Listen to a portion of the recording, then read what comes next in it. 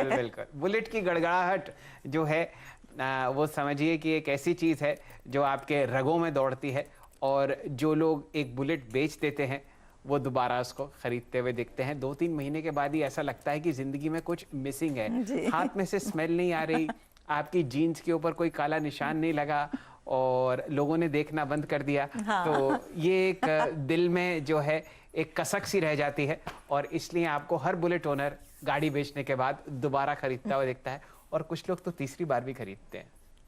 जी हाँ, मेरे ख्याल में ये एक्सपीरियंस कह रहा है शेल का या तो प्लान बन रहा है एक और बुलेट ऑर्डर करने का। नजरें तो रहेंगी कि शेल कौन सा मॉडल लेते हैं, लेकिन फिलहाल रचना वैद्य को जोड़ लेते हैं और श्रीकांत चौहान को भी। उन्होंने भी कुछ इंटरेस्टिंग ट्रेड्स स्पॉट किए हैं एट द मोमेंट। रचना जी बताइए पहले आप इस समय का ताजा ट्रेड, फिर मार्केट के एक्शन और मोमेंटम पर आपसे कुछ और स्टॉक्स की चर्चा हो।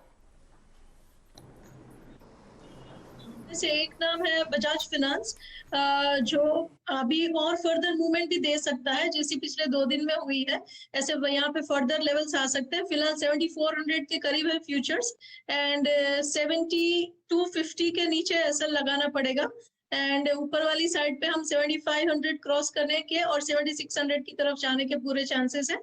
और दूसरा ये मेंशन करना चाहूंगी कि Adani enterprise and Adani ports, यहाँ पे दोनों में ही स्विंग के लिए अच्छी पोजीशंस बनाई जा सकती है, तो इन दोनों पे भी मल्टीपल डेज वालों को नजर रखने का मतलब बनता है। Adani ports, Adani entertainment, Adani enterprises, और खासकर आप समझिए बजाज फाइनेंस पर एक शानदार मूव आप आते हुए देख सकते हैं। श्रीकांत चौहान साहब भी हमारे साथ जुड़ चुके हैं।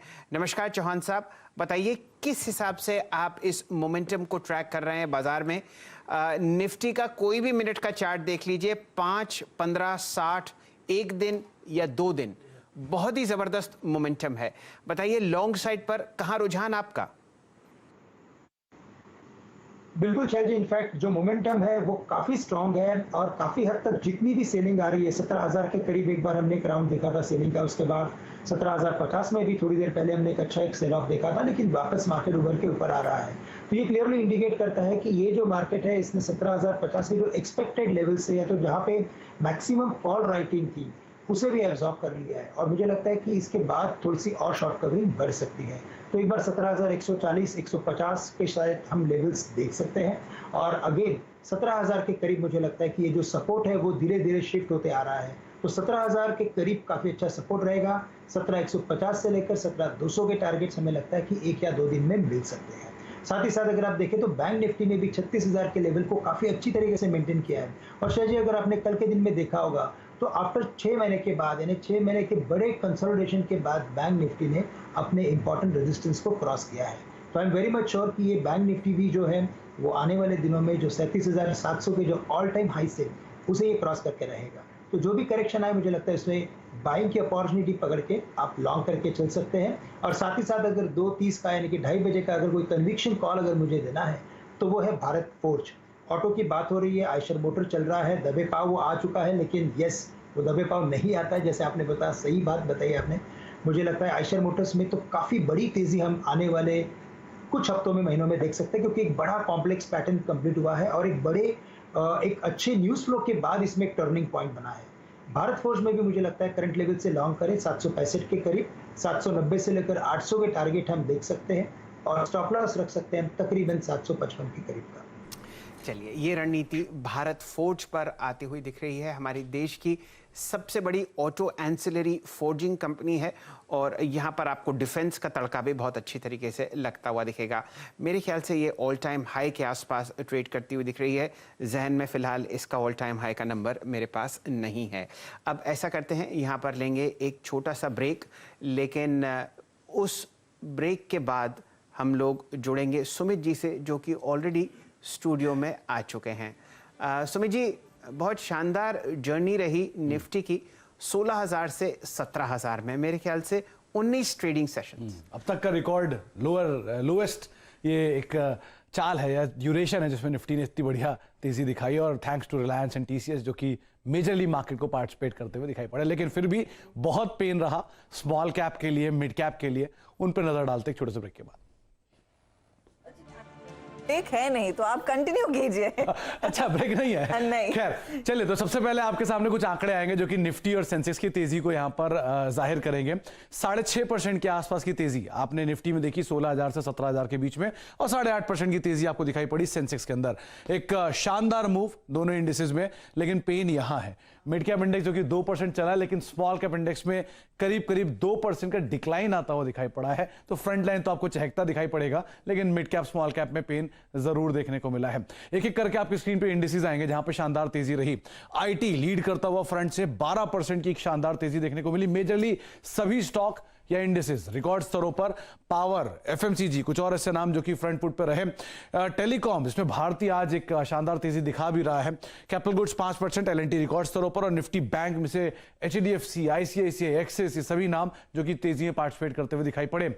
स्क्रीन पर वो शेयर जो कि दिग्गजों में परफॉर्म करके गए। टीसीएस 18%, टेक महिंद्रा 20%, ब्रिटानिया 17%, और बजाज फिनसर्व के तो क्या कहने, रिकॉर्ड स्तरों पर शेयर पहुंचता हुआ दिखाई पड़ा। इसके अलावा एचयूएल, बजाज फाइनेंस, भारतीय एयरटेल, कुछ और ऐसे नाम जो कि शानदार तेजी में। इनफैक्ट भारतीय एयरटेल का रिटर्न तो लगातार बढ़ता ही जा रहा है। कुछ मिड कैप में आपको नाम दिखाई पड़ेंगे जहां पर शानदार तेजी रही। अदानी ट्रांसमिशन, टोटल, दोनों 50% से ऊपर का रिटर्न देखे गए इस तेजी के अंदर। Aster DM health care 34%, Mindtree 28%, record स्तरों पर। बासफ 27% रिटर्न यहां आया। एचएएल सिर्फ 4 सत्रों में उसने 26% का रिटर्न तय कर दिया। Apollo hospital, Balaji amine, max health care और एडसर एग्रो, ये कुछ और ऐसे नाम जो कि 20% से ज्यादा का रिटर्न देखे गए। पेन रहा स्मॉल कैप में, वो पेन आपको स्क्रीन पे दिखाई पड़ेगा और मेजरली सबके पोर्टफोलियो में भी दिखाई पड़ेगा। वोडाफोन 30% टूटा, वोकार्ड 23% टूटा, मन्नापुरम 23% टूटा, हिंदुस्तान कॉपर 23% टूटा, औरबिंदो फार्मा रिकॉर्ड लोस, माफी का साल के लोस के करीब कामकाज करता हुआ 22% गिरावट। इंडिया बुल्स हाउसिंग 18% नीचे, सन टीवी 17% नीचे, आईडीएफसी 16% नीचे, और सीमेंट जहां आउट परफॉर्मेंस थी इंडिया सीमेंट फिर भी 14% नीचे। तो अभी भी पोर्टफोलियो में बहुत सारे ऐसे स्टॉक है जहां पे पेन दिखाई पड़ेगा, और majorly mid cap small cap अभी भी तेजी का इंतजार कर ही रहे हैं। यूं समझिए सुमित जी, वो समय जो है आ चुका है। आप मिड कैप्स में तो बढ़िया मोमेंटम देख ही रहे हैं, और यहां पर मैं उम्मीद करता हूं 1 या 2 दिन में निफ्टी का मिड कैप 100 इंडेक्स वापस अपना ऑल टाइम हाई आपको कलेक्ट करता हुआ दिखेगा। आज लगभग आधा प्रतिशत ऊपर है, 110 अंक, 28,356। अगर आप लंबी अवधि का चार्ट कैंडलस्टिक के रूप में बनाएंगे तो आप देखेंगे कि कुछ ही समय बाद या कुछ ही ट्रेडिंग सेशंस में आपको ऑल टाइम हाई आता हुआ दिखेगा यहाँ का भी। हर्षिता जी। जी हाँ, आउट परफॉर्मेंस देखने को मिली, और शेल कल इसी समय पर हम अपडेट रुपी का भी दे रहे थे। रुपये में पिछले 3 महीनों की सबसे उछले लेवल्स पर दरअसल ट्रेड बनता हुआ दिखाई दे रहा है। तो धीरे धीरे करके मुझे लग रहा है ये 73 के नीचे आपको रुपया ट्रेड करता हुआ दिखाई देगा डॉलर के मुकाबले। 1-2 ट्रेड स्क्रीन पर फटाफट लाते हैं, उनकी चर्चा कर लेते हैं। यहाँ पर इन्फो एज लेकर आइएगा डायरेक्टर साहब प्लीज। 6160, 6163 का लेवल आ चुका है। स्पाइक देखने को मिला है, 52 हफ्तों के हाईस के ऊपर स्टॉक ट्रेड कर रहा है। 1.5% की तेजी दरअसल इसमें है।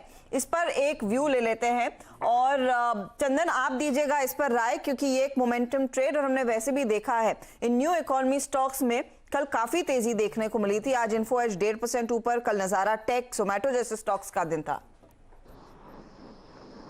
बिल्कुल, देखिए न्यू एज इकोनॉमी के सारे काउंटर्स यहाँ पे चलते हुए नजर आने चाहिए, और इवन नौकरी में पिछले लगभग 7-8 दिन से एक मोमेंटम है, और यहाँ पे हम पॉजिटिव व्यू रख रहे हैं। आप देखोगे यहाँ पे हाई टॉप साइड बॉटम की फॉर्मेशन है, और 2-3 दिन पहले इसने लगभग अपने 7 महीने का कंसोलिडेशन ब्रेकआउट हुआ। तो पॉजिटिव बायस बरकरार रहना चाहिए। 5950 का यहाँ पे स्टॉप लॉस रहेगा आपको 6500, और फिर लगभग 7000 तक के नए पोटेंशियल हाई नौकरी में बनने चाहिए। हर्षिता जी, इस ट्रेड को हम लोग बहुत ही लंबे अरसे से ट्रैक कर रहे हैं, लगभग 4950 के आसपास। यहाँ पर आशीष चतुर्मोता साहब ने इस स्टॉक को आपको अपने पोर्टफोलियो में एसआईपी के रूप में जोड़ने को दिया था, और एक बढ़िया मोमेंटम आता हुआ। हर्षिता जी, दोबारा जरा भारतीय एयरटेल को स्क्रीन पर लाना दिखेगा। 4 रुपए और जुड़ चुके हैं उस काउंटर में, डायरेक्ट साहब लेके आइए। और अब आपके सामने एक सिंगल ट्रांजैक्शन हुआ है फिलहाल 25 करोड़ 88 लाख का, और ओवरऑल वॉल्यूम अब 3000 करोड़ की तरफ जाती हुई दिख रही हैं। यहाँ पर हम लोग जो कॉल ट्रैक कर रहे थे 660 रुपए की, डायरेक्टर साहब 25 रुपए पर उसका जिक्र शुरू हुआ था, और अब देखते हैं कि वो जिक्र कहां तक जा चुका है। फिलहाल 27 रुपए के आसपास वो कॉल आपको ट्रेड करती हुई दिखेगी, और 35 रुपए का लक्ष्य वहां पर साधा है असित जी ने, और ये कॉल कम से कम एक दिन के लिए ये ट्रेड आपके सामने है।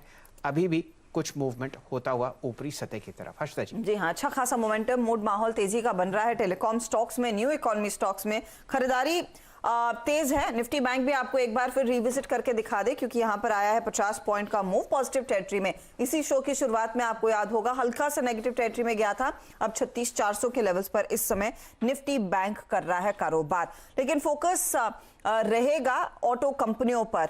बिक्री के आंकड़े कल सुबह सवेरे आना शुरू हो जाएंगे। अगस्त का महीना कैसा रहा है, यतिन हमारे साथ हैं। यतिन बताइए, मार्केट की एक्सपेक्टेशन क्या है इन बिक्री के आंकड़ों से? देखिए, हमको ये पता है कि सेमीकंडक्टर शॉर्टेज की वजह से काफी इंपैक्ट हो रहा है प्रोडक्शन, और कहीं ना कहीं 4 व्हीलर्स में आपको ये इंपैक्ट होता हुआ दिखाई देगा। 2 व्हीलर्स और कमर्शियल व्हीकल यानी कि जो ट्रक विक्रेता है, यहाँ आपको ज्यादा असर नहीं होता हुआ दिखाई देगा।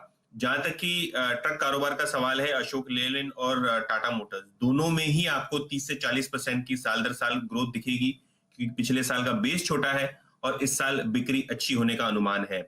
इसके अलावा अगर आप बात करते हैं मारुति सुजुकी की, तो यहाँ एक हल्की 8% की ग्रोथ दिखाई देगी। 1,35,000 यूनिट्स के आसपास बिक्री का अनुमान है। लेकिन जहां तक कि मारुति का सवाल है, इन्होंने स्टॉक एक्सचेंजेस पे पहले ही बताया है कि जो गुजरात का प्लांट है, यहाँ प्रोडक्शन इंपैक्ट हुआ है सेमीकंडक्टर शॉर्टेजेस की वजह से, तो यहाँ भी नजरें होनी चाहिए। इसके अलावा अगर आप ट्रैक्टर कारोबार की बात करें महिंद्रा एंड महिंद्रा की, क्योंकि अगस्त का महीना जनरली वीक होता है ट्रैक्टर सेल्स के लिए, तो ज्यादा कुछ एक्सपेक्ट मत कीजिएगा।